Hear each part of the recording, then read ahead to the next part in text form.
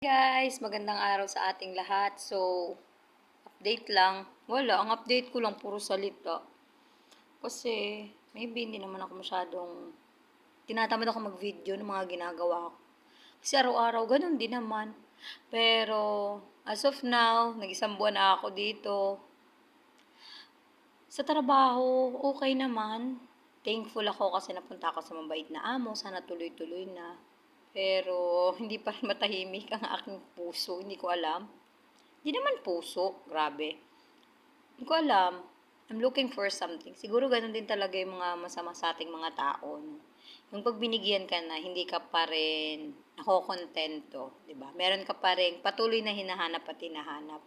Pero, sa ngayon, kahit isang buwan pa lang ako dito, ang dami kong na-realize sa buhay ko. Oh my God, I'm gonna cry.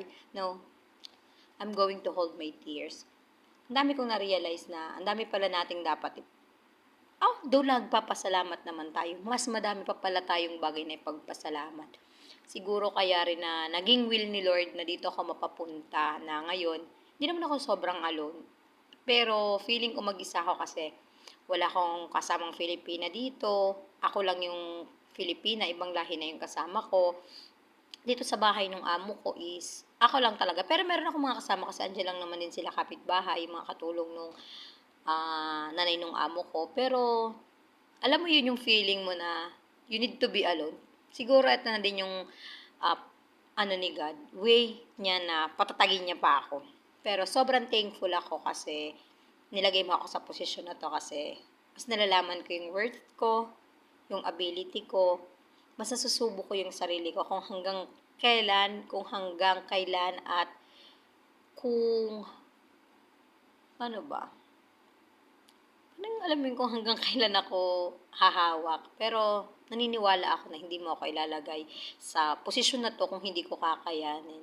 At I do believe and I do trust na nandito ka sa akin, Lord. Kaya hindi ako nag-iisa, di ba? So, this video is para lang mag-thank you sa'yo at mag-appreciate sa lahat-lahat ng binigay mo sa akin. Although, feeling ko, nahihirapan ako, is napakaswerte ko pa din. Thank you, thank you, thank you. I love you, Lord. Thank you so much for this blessing. Sana tulungan mo lang ako na maintindihan yung sitwasyon ko at mas ma-overcome to at magampanan ko yung plano mo sa akin in your way.